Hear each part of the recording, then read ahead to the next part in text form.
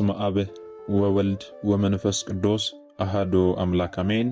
የተወደዳችሁ የልዑል እግዚአብሔር ቤተሰቦች የእናታችን የቅድስት ድንግል ማርያም የአስራት የቃል ኪዳን የበረከት ልጆች የጻድቃን የሰማዕታት ወዳጆች በወደደንና ባፈቀረን በልዑል እግዚአብሔር ፍጹም ሰላም እላችኋለሁ። እንደምን ዋላችሁ? እንደምን ለይሳ ደረሳችሁ? አሜን። እንደ ኃጢአታችንና እንደ በደላችን ብዛት ሳይሆን እንደ ምሕረትና እንደ ቸርነቱ ተመልክቶ እስከ ሰዓት ያደረሰን የአባቶቻችን አምላክ ልዑል እግዚአብሔር ስሙ የተመሰገነ ይሁንልን። እርሱን ጠርተን እርሷን የማንተዋት ንጽሕተ ንጹሐን ቅድስተ ቅዱሳን ቅድስት እናታችን ድንግል ማርያም ዘላለማዊ ስሟ የተመሰገነ ይሁንልን። እንግዲህ እንደ እግዚአብሔር አምላካችን መልካምና በጎ ፍቃድ ዛሬ የምንማማረው በዚህ በሰሞነ ሕማማት ወቅት ላይ የሚጸለዩ ጸሎቶች አሉ፣ የማይጸለዩ ጸሎቶች አሉ። እነዚህ ጸሎቶች ስለምንድን ነው የማይጸለዩት? የሚጸለዩትስ ስለምንድን ነው የሚጸለዩት? የሚለውን እንደ እግዚአብሔር አምላካችን መልካምና በጎ ፍቃድ ዛሬ አጠር አድርገን እንማማራለን። የሚያስተምረን እግዚአብሔር ነው፣ የሚመክረን እግዚአብሔር ነው፣ የሚገስጸን እግዚአብሔር ነው። እርሱ በመካከላችን ተገኝቶ የጎደለውን አሟልቶ የተጣመመውን አቃንቶ በአፈ መላእክት አርሞ ያስተምረን ይመክረን ይገስጸን ዘንድ የእርሱ መልካምና በጎ ፍቃዱ ይሁንልን። የእናታችን የንጽሕተ ንጹሐን የቅድስተ ቅዱሳን የቅድስት እናታችን የድንግል ማርያም መልጃ ተረዳይነቷ በረከቷ ሁሉ በሁላችን ላይ ይደርብን።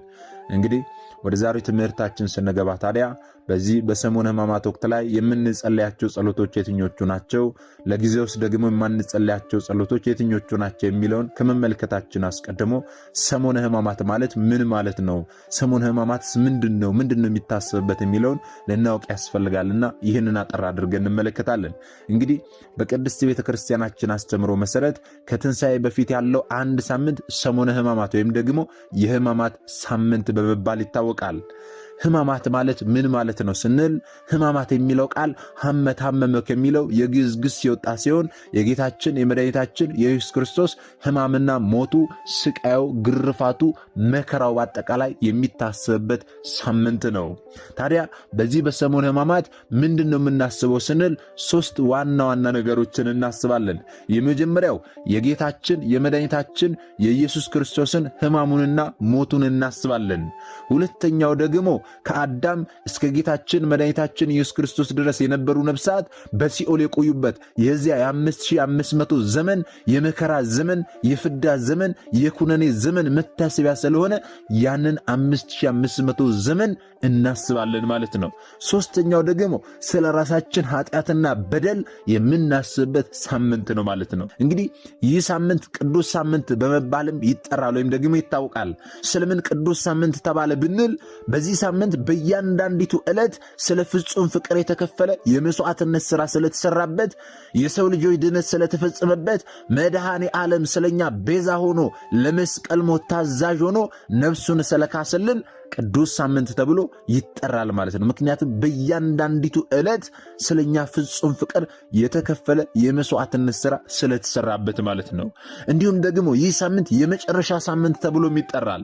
ስለምን የመጨረሻ ሳምንት ተባለ ብንል ደግሞ ጌታችን መድኃኒታችን ኢየሱስ ክርስቶስ በዚህ ዓለም በመዋዕለ ሥጋዌው ለፈጸማቸው የቤዛነት የአርያነት ተግባራት ሁሉ ፍጻሜ በመሆኑ ነው።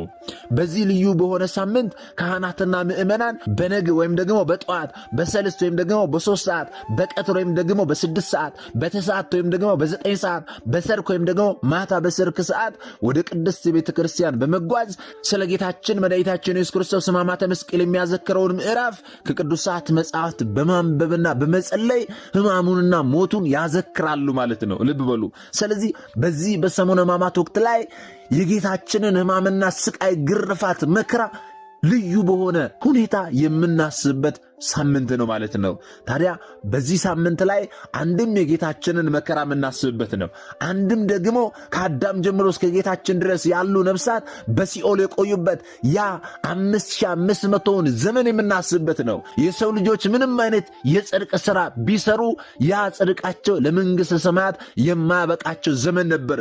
ለዚህ ነው በትንቢተ ኢሳይያስ ምዕራፍ 64 ቁጥር 6 ላይ ጽድቃችን የመርገም ጨርቅ ሆነ ተብሎ የተጠቀሰው ማለት ነው። በዚያ በ5500 ዘመን የአዳም ዘር በሙሉ እስከ ዕለተ ዓርብ ድረስ ጌታችን በመስቀል ተሰቅሎ እስከሚያድናቸው ድረስ በዲያብሎስ ባርነት ስር ነበርና ሰሙነ ሕማማትም የዚያ የዓመተ ፍዳ የዓመተ ኩነኔ መታሰቢያ ምሳሌ ነው ማለት ነው። ታዲያ ይህንን ለማሰብ ደግሞ ቤተ ክርስቲያናችን ለጊዜው የማትፈጽማቸው ስርዓቶች አሉ።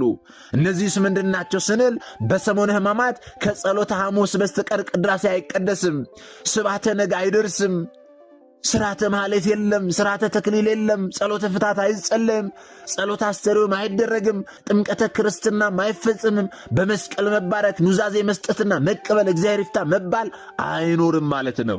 እነዚህ አሁን በሰሙነ ሕማማት ወቅት ላይ አይፈጸሙም ያልናቸው ስርዓቶች በሙሉ በዕለተ ሆሳዕና ይከናወናሉ ማለት ነው። ለምሳሌ አንድ ሰው በሰሙነ ሕማማት ወቅት ላይ የሚሞት ከሆነ ጸሎተ ፍታት ስለማይደረግለት አስቀድማ ቅድስት ቤተ ክርስቲያናችን በዕለተ ሆሳዕና በአካለ ሥጋ እያለን ካህናት አባቶቻችን ለሁላችንም የፍታት ጸሎት ያደርጉልናል ማለት ነው። ስለዚህ ወገኖቼ በዕለተ ሆሳዕና ከቅድስት ቤተ ክርስቲያን መቅረት አይገባም ማለት ነው። ምክንያቱም መጠሪያችን አይታወቅም።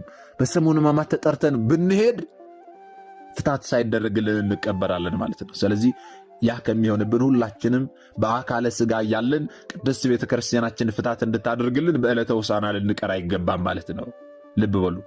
በዚህ በሰሙነ ሕማማት ወቅት ላይ ምንድን ነው የሚፈጸመው፣ ምንድን ነው የማይፈጸመው፣ ስርዓቱ ምንድን ነው የሚለውን በባለፈው ትምህርታችን ላይ ስለተመለከተን አሁን ዝርዝር አድርገን አንመለከትም። ወደኋላ መለስ ብላችሁ ተመልከቱ። ዛሬ የምንመለከተው በዚህ በሰሙነ ሕማማት ወቅት ላይ የምንጸለያቸው ጸሎቶች አሉ፣ የማንጸለያቸው ጸሎቶች አሉ።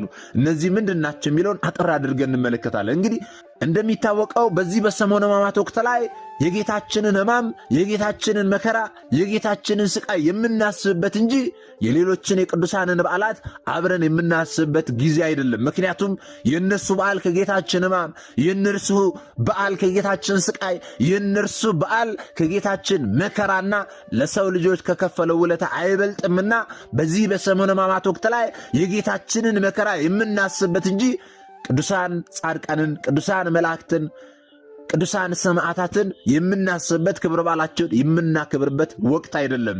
እንኳን እኛ በዚህ በሰሙነ ሕማማት ወቅት ላይ በአጸደ ነፍስ ያሉትን ቅዱሳን የጌታን ሕማም የሚያስቡበት እንጂ የራሳቸውን ክብር የሚሹበት ጊዜ አይደለም ማለት ነው። ስለዚህ በዚህ በሰሙነ ሕማማት ወቅት ላይ ምእመናኑ የትኞቹን ጸሎቶች ሊጸልዩ ይገባል፣ የትኞቹን አብዝተው ሊጸልዩ ይገባል የሚለውን የሚጸልዩትን ጸሎቶች በጥቂቱ ስንመለከት በዚህ በሰሙነ ሕማማት ወቅት ላይ ውዳሴ ማርያም መጸለይ እንችላለን፣ መዝሙረ ዳዊት መጸለይ እንችላለን፣ ሰይፈ ሥላሴ መጸለይ እንችላለን፣ ሰይፈ መለኮት፣ አርጋኖን፣ ሰኔ ጎልጎታ፣ ትምህርተ ኅቡዓት፣ ድርሳነ ማያዊ፣ ድርሳነ መድኃኔዓለምና ሌሎችንም የጌታችንን ሕማማትና ግርፋት ስቃይ የሚያሳስቡንን የጸሎት መጻሕፍታት ማንበብ እንችላለን ማለት ነው። አንዳንዶች ከየት እንዳገኙት ባይታወቅም ውዳሴ ማርያምና መዝሙረ ዳዊት ብቻ ነው የሚጸለየው ብለው ሲናገሩ እንመለከታለን። ነገር ግን ይህ ፍጹም ስህተት ነው።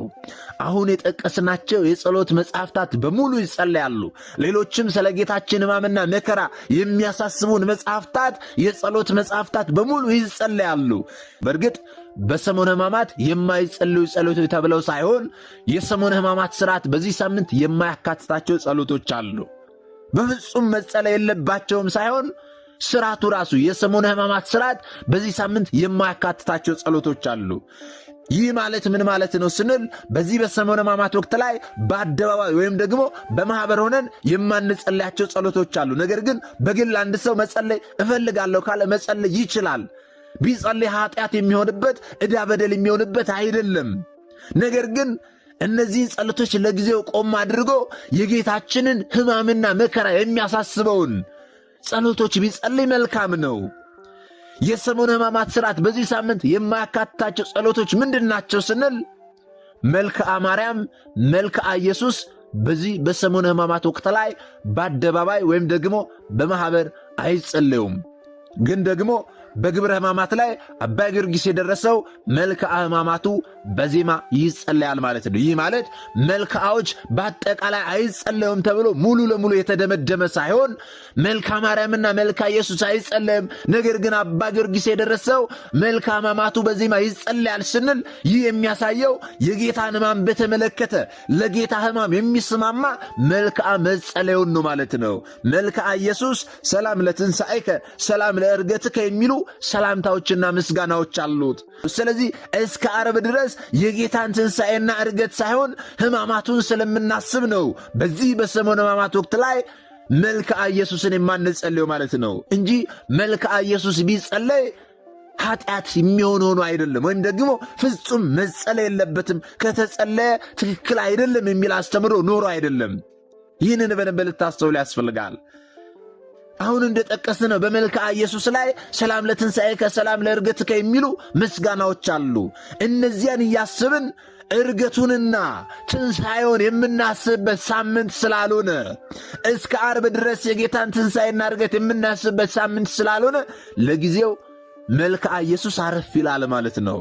በግል መጸለይ ይችላለሁ እፈልጋለሁ የሚል ሰው ካለ ግን ሊጸልይ ይችላል። ነገር ግን የጌታን ሕማምና ስቃይ የሚያሳስቡትን መጻሕፍታት ቢያነብ መልካም ነው ማለት ነው። ልብ በሉ። እንደዚሁም ደግሞ በዚህ በሰሙነ ሕማማት ወቅት ላይ የመላእክት ድርሳናትና የቅዱሳን ገድላት አይጸለዩም፣ አይነበቡም፣ በአደባባይ ወይም ደግሞ በማኅበር ማለት ነው። ይህ የሆነው ደግሞ ስለምንድን ነው ስንል ቢጸለይ ነውር ኖሮበት ሳይሆን በሰሙነ ሕማማት ቅዱሳን መላእክትንና ቅዱሳን አባቶችን እንዲሁም ደግሞ እናቶችን በድርሳናቸው በገድላቸው በመልካቸው የምናስብበት የምንዘክርበት ክብረ በዓላቸውን የምናከብርበት ጊዜ ስላልሆነ ነው። ልብ በሉ። ይህ ማለት ታዲያ ሙሉ ለሙሉ ሁሉም ድርሳናት አይጸለዩም ማለት አይደለም። በግብረ ሕማማት ድርሳነ ዮሐንስ አፈወርቅና ድርሳነ ስምዖን ዛምድ ይነበባል። ምክንያቱም እነዚህ ድርሳናት ስለ ጌታችን ሕማም፣ ስለ ጌታችን ስቃይ፣ ስለ ጌታችን ግርፋት የሚያሳስቡን ስለሆኑ ማለት ነው። እንደሚታወቀው በሰሙነ ሕማማት ላይ የግዝት በዓላት ወይም ደግሞ ታላላቅ በዓላት ቢውሉ ሰሙነ ሕማማቱ የጌታችን ሕማምና ግርፋት ስቃይ የሚታሰብበት ሳምንት ስለሆነ እነዚህ የግዝት በዓላት በስግደት ይታሰባሉ ማለት ነው። እንደሚታወቀው 5 የግዝት በዓላት አሉ። ወር በገባ በ12 የቅዱስ ሚካኤል፣ ወር በገባ በ21 የእመቤታችን የቅድስት ድንግል ማርያም፣ ወር በገባ በ29 ደግሞ የእግዚአብሔር ወልድ፣ እንዲሁም ደግሞ ቅዳሜና እሑድ ተጨምረው 5 የግዝት በዓላት አሉ። ከነዚህ ከ5 የግዝት በዓላት ቅዳሜና እሑድ በዚህ በሰሙነ ሕማማት ወቅት ላይ አይውሉም። ነገር ግን 3ቱ ለምሳሌ ወር በገባ በ12፣ ወር በገባ በ29፣ ወር በገባ በ21 እነዚህ 3ቱ በሰሙነ ሕማማት ወቅት ላይ ቢውሉ በዓላት ላቸውና ስግደት አይሰገድባቸውም አይባልም። ምክንያቱም እያስብን ያለነው የጌታችንን ሕማም እያስብን ያለነው የጌታችን ሞቱንና ስቃዩን መከራውን ነውና በስግደት ታስበው ይውላሉ ማለት ነው። ይሰገዳል ወይስ አይሰገድም ብለው ብዙ ሰዎች ጥያቄ ስለሚፈጥርባቸው ነው ይህንን ያነሳ ነው። ስለዚህ በዚህ በሰሙነ ሕማማት ወቅት ላይ እንሰግዳለን። የትኛውን በዓላት ቢውሉ በስግደት ነው የምናስባቸው። በየትኛው ያሰጋገድ አይነት የሚለውንም ደግሞ ልናውቅ ያስፈልጋል። እንግዲህ እንደ ቅድስት የቤተ ክርስቲያናችን አስተምሮ 3 አይነት ያሰጋገድ አይነት አለ። አድንኖ፣ አስተብርኮና ሰጊድ የምንላቸው ያሰጋገድ አይነቶች አሉ። አድንኖ ማለት ራሳችንን ዝቅ አድርገን የምንሰግድ ነው፣ ወይም ደግሞ በሌላ አገላለጽ እጅ መንሳት ይባላል። አስተብርኮ የምንለው ደግሞ በጉልበታችን መሬት ተንበርክከን የምንሰግደው ያሰጋገድ አይነት ነው። ሰጊድ የምንለው ያሰጋገድ አይነት ደግሞ በጉልበታችን መሬት እየነካን በግንባራችን መሬት ተደፍተን እየወደቅን እየተነሳን የምንሰግደው ያሰጋገድ አይነት ነው። ስለዚህ በዚህ በሰሙነ ሕማማት ወቅት ላይ የምንሰግደው ያሰጋገድ አይነት ሰጊድ የምንለውን ያሰጋገድ አይነት ነው። በእነዚህ በ5 የግዝት በዓላት ዕለት ከሰሙነ ሕማማት ውጪ ሰጊድ የምንለው ያሰጋገድ አይነት አይሰገድባቸውም። አድንኖና አስተብርኮ ብቻ ናቸው የሚሰገድባቸው። በዚህ በሰሙነ ሕማማት ወቅት ላይ ግን ሰጊድ የምንለው ያሰጋገድ አይነት ይሰገዳል ማለት ነው። በስግደት ነው ሰሙነ ሕማማትን የምናከብረው ወይም ደግሞ የጌታችንን ሕማምና ስቃይ ግርፋት የምናስበው። ዋና ዓላማው በሰሙነ ሕማማት በቤተ ክርስቲያናችን ብዙ መጻሕፍት ስለሚነበቡ ከጸሎት ባሻገር የሚነበቡትን መጻሕፍት በነፍሳችን እያዳመጥን የጌታን ሕማም እንድናስብ ነው። እነዚህ ጸሎቶች ይጸለያሉ፣ እነዚህ ደግሞ አረፍ ይላሉ እያልን ያለ ነው ማለት ነው እንጂ ሌሎቹ መጽሐፍታት ለጊዜው የማይጸለዩ ናቸው፣ በአደባባይ ወይም ደግሞ በማኅበር የማይጸለዩ ናቸው ያልናቸው ጸሎቶች ቢጸለዩ ነውር ኖሮባቸው ወይም ደግሞ ኃጢአት የሚሆኑብን ሆነው ሳይሆን የጌታችንን ሕማምና መከራ የሚያሳስቡንን መጽሐፍታት እያነበብን በነፍሳችን እያዳመጥን የጌታን ሕማም እያስብን ስግደታችንን እንድንሰግድ ሰሙነ ሕማማቱን እንድናስብ ነው ማለት ነው። መልክዓ ማርያምና መልክዓ ኢየሱስ የማይጸለዩት እነዚህ ጸሎቶች የግል ብቻ ሳይሆኑ የማህሌት ምስጋናዎችም ጭምር ናቸው። ስለዚህ በዚህ በሰሙነ ሕማማት ማህሌት የለም፣ ቅዳሴም ከጸሎተ ሐሙስ በስተቀር የለም። ስለዚህ እነዚህ ጸሎቶች ለጊዜው አረፍ ይላሉ ማለት ነው። ግን ደግሞ አርጋኖን፣ ሰይፈ ሥላሴ፣ ሰይፈ መለኮት፣ ሰኔ ጎልጎታ፣ ውዳሴ ማርያም፣ ውዳሴ አምላክ፣ ሌሎችንም ጸሎቶች በግል መጸለይ የሚከለክል ሥርዓት የለም ማለት ነው። ልናስተውል የሚገባን ነገር ግን አንድ ነገር አለ። ያ የተረገመ ክፉ ሰይጣን ዲያብሎስ አጉል በሰዎች ላይ ያደረ የቤተ ክርስቲያን የሥርዓት ጠበቃ እየመሰለ ሰሙነ ሕማማትን እየታከከ ከጸሎት ሕይወት እንዳያዘናጋ ልንጠነቀቅ ያስፈልጋል። ምክንያቱም የቱንም ይጸለዩ የቱንም የማይጸለዩ ተሳስቼ ይህንን ጸሎት እንዳልጸልይ በዚህ ጊዜ የማይጸለዩ ጸሎት ጸልዬ ኃጢአት እንዳልሰራ እያሉ ብዙ ሰዎች ጥያቄ ፈጥሮባቸው እርግፍ አድርገው ጸሎታቸውን እንዳይተው ልንጠነቀቅ ያስፈልጋል ማለት ነው። ሰይጣን ዲያብሎስ ምክንያት ነው የሚፈልገው እኛን ከጸሎት ሕይወት ለማውጣት ማለት ነው። ስለዚህ ቢቻል በአብይ ጾም የተዳከምን ሰዎች በዚህ ሳምንት በጸሎትና በስግደት ልንበረታ ልንጋደል ያስፈልጋል። እንኳን ጸሎትተን ቀርቶ እየጸለይንም ፈተናችንንና መከራችንን እኛ ነን የምናውቀው። ስለዚህ በዚህ በሰሙነ ሕማማት ወቅት ላይ አብዝተን እየጾምን አብዝተን እየጸለይን አብዝተን ልንሰግድ የጌታን ሕማምና መከራ እያስብን የራሳችንንም ኃጢአትና በደል እያስብን ጌታ ሆይ በድያለሁ፣ ስለኔ ስትል ተሰቀልክ፣ ስለኔ ስትል ተገረፍክ፣ እኔ ግን ደግሜ ደጋግሜ ኃጢአትን ሰርቼ በድያለሁና ጌታ ሆይ ምሕረትን ስጠኝ እያልን ስለ ራሳችን ኃጢአትና በደል እያነባን ጌታችንን ልንማጸን ያስፈልጋል። በዚህ በሰሙነ ሕማማት ወቅት ላይ ማለት ነው። ታዲያ አንድ ነገር ልጠቁማችሁ። በዚህ በሰሙነ ሕማማት ወቅት ላይ ድርሳነ ማህየዊ የሚባለውን ስለ ጌታችን ሕማም፣ ስለ ጌታችን ስቃይ፣ ስለ ጌታችን መከራ በአስገራሚ ሁኔታ የሚነግረንን መጽሐፍ ገዝታችሁ በዚህ በሰሙነ ሕማማት ወቅት ላይ ጸልዩ ወገኖቼ። ምክንያቱም ድርሳነ ማህያዊ በሰሙነ ሕማማት ብቻ ሳይሆን የጌታን መከራና ውለታ እያሰበ አርብ ቀን የሚጸልየው ሰው በነፍሱም በሥጋውም ይከብራል፣ በመንግሥተ ሰማያትም ዕድል ፈንታው ጽዋ ተርታው ጌታችንን ከገነዙት ከኒቆዲሞስና ከዮሴፍ ጋር ይሆናል። እንዲሁም ደግሞ በሰባቱ ጊዜያት የሚጸልየው ሰው ቢኖር በነፍሱም በሥጋውም ፈጽሞ ይከብራል፣ በመንግሥተ ሰማያትም ዕድል ፈንታው ጽዋ ተርታው እስከ 70 ዘመን ድረስ በየቀኑ የጌታውን መከራ እያሰበ ካለቀሰው ከጌታ ባለሟል ከቅዱስ ዮሐንስ ጋር ይሆናል የሚል ታላቅ ቃል ኪዳን ያለው ስለሆነ ይህንን ድርሳነ ማህያዊን ገዝታችሁ በዚህ በሰሙነ ሕማማት ወቅት ላይ በሚገርም ሁኔታ የጌታን ሕማምና ስቃይ የሚነግረንን እያሰብን እየጸለይን ልንማጸንበት ይገባል ማለት ነው። ታላቅ ቃል ኪዳን ያለው መጽሐፍ ስለሆነ ይህንን መጽሐፍ ገዝታችሁ አንብቡ። ሌላው ደግሞ በዚህ በሰሙነ ሕማማት ወቅት ላይ እመቤታችን ንጽሕተ ንጹሐን ቅድስተ ቅዱሳን ድንግል ማርያም በልጇ የተነሳ ብዙ መከራ ደርሶባታልና ጌታም በእርሷ ሥጋ ተሰቅሏልና እርሷን በውዳሴ ማርያም፣ በአርጋኖን፣ በሰኔ ጎልጎታ እንደዚሁም ደግሞ በሌሎችም መጽሐፍታት ልናስባት ልናመሰግናት ይገባል ወገኖቼ። አጋዕዝተ ዓለም ቅድስት ሥላሴንም በሰይፈ ሥላሴ ልናመሰግናቸው ይገባል።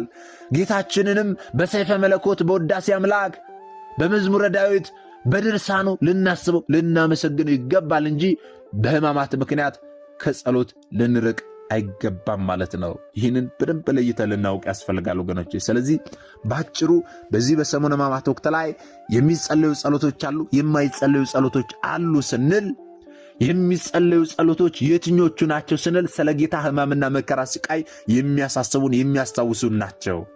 የማይጸለዩት ስንል ብንጸለያቸው ኖሮ ነው ወይም ደግሞ ኃጢአት የሚሆኑ ሆነው ሳይሆን ስለ ጌታችን ሕማምና መከራ የማይናገሩ መጽሐፍታትን ለጊዜው አረፍ እናደርጋቸውና ስለ ጌታችን ሕማምና መከራ ስቃይ የሚያሳስቡንን እንጸለያለን ማለት ነው በዚህ በሰሙነ ሕማማት ወቅት ላይ። በግሌ ግን መጸለይ ይፈልጋለሁ ያለ ሰው ሊጸልይ ይችላል። ነገር ግን ስለ ጌታ ሕማምና መከራ የሚያሳስቡትን መጽሐፍታት ቢጸልይ መልካም ነው ማለት ነው። ይህንን በደንብ ልናውቅ ያስፈልጋል እንጂ እነዚህ ጸሎቶች በዚህ በሰሙነ ሕማማት ወቅት ላይ ከተጸለዩ ፍጹም ስህተት ነው፣ ኃጢአት ይሆናል፣ ዕዳ በደል ይሆናል የሚል የቤተ ክርስቲያናችን አስተምሮ የለም። ይህንን በደንብ ልታውቅ ያስፈልጋል ወገኖች። እኛ የተማርነውን ደግሞ ላልተማሩት ወንድሞቻችን ልናስተምር ልናሳውቅ ያስፈልጋል። እኛ የተማርነውን አስተምረን ቢሆን እኛ ያወቅነውን አሳውቀን ቢሆን ኖሮ ማንም ሀብተ ወልድና ስመ ክርስትና ሰጥታ ማኅተብ በአንገቱ ላይ ካሰረችበት ከቅድስት ቤተክርስቲያን ወጥቶ ወደ ሌሎች ሃይማኖት ተቋማት ባልሄደ ባልገባ ነበር። ነገር ግን እኛ የተማርነው ስለማናስተምር ያውቅነው ስለማናሳውቅ ብዙ እህቶቻችንና ወንድሞቻችን እየሳቱ ነው ያሉትና የሳቱትንም ለመመለስ ያሉትንም ለማጽናት አሁን ላይ የተማርነውን ወደፊትም የምንማረውን የቤተክርስቲያናችንን አስተምሮ ልናስተምር ያስፈልጋል ማለት ነው። ይህን እንድናደርግ ቅዱስ አምላካችን መድኃኒታችን ኢየሱስ ክርስቶስ ሁላችንንም ይርዳል። ወገኖቼ በእውነት በዚች ቅድስት ሃይማኖት እንድንመላለስ የፈቀደልን አምላካችን ስሙ የተመሰገነ ይሁንልን። የትኛው የሃይማኖት ተቋም ነው የክርስቶስን ሕማምና መከራ ለየት ባለ ሁኔታ ዕለታት ተለይተውለት ሕማሙን፣ ግርፋቱን፣ ስቃዩን ብቻ የሚያስብ የትኛው የሃይማኖት ተቋም ነው? ከኦርቶዶክስ ተዋሕዶ ሃይማኖት ውጪ ማለት ነው። የእኛ ቤተ ክርስቲያን ግን ዕለታትን ለይታ አለባበሳችንን እንኳን እያስተካከልን መከራውን ሕማሙን እንድናስብ እያደረገችን በቅዱሳት መጻሕፍታትም ጭምር የጌታን መከራና ስቃይ እንድናስብ እያደረገችን የጌታችንን ሕማምና መከራ እንድናስብ የምታደርገን ይህቺ ቅድስት ሃይማኖታችን ነች። በእውነት ክብር ለአምላካችን ይሁን። ምናልባት ደግሞ ዛሬ ገና ወደዚህ መንፈሳዊ ቻናል የመጣችሁ ሰዎች ካላችሁ ከዚህ በፊት የተማማርነውም ከዚህ በኋላ የምንማማረው መንፈሳዊ አስተምሮች ወደ እናንተ እንዲደርሱ ከፈለጋችሁ ሰብስክራይብ አድርጋችሁ የደውል ምልክቱን መጫን ይኖርባችኋል። ምክንያቱም ይህ ቴክኖሎጂ ያመጣው ስርዓት ነው፣ እኔ ያልኩት አይደለም። ይህንን ካደረጋችሁ ዕለት ዕለት ከዚህ የሚለቀቁ አስተምሮች ወደ እናንተ ይደርሳሉ። ይህንን ካላደረጋችሁ ደግሞ ዛሬ እንዳጋጣሚ ይህንን አስተምሮ ሰምታችሁ ሊሆን ይችላል፣ በቀጣይ ከዚህ የሚለቀቁ አስተምሮች ወደ እናንተ አይደርሱም ማለት ነው። ስለዚህ ወደ እናንተ እንዲደርሱ ከፈለጋችሁ ሰብስክራይብ አድርጋችሁ የደውል ምልክቱን መጫን ይኖርባችኋል ማለት ነው። እግዚአብሔር አምላካችን እስካሁን ሰዓት ጠብቆ ያስተማረን የመከረን የገሰጸን የአባቶቻችን አምላክ ልዑል እግዚአብሔር ስሙ የተመሰገነ ይሁንልን። ወስብሐት ለእግዚአብሔር ወለወላዲቱ ድንግል ወለመስቀሉ ክቡር። ይቆየን።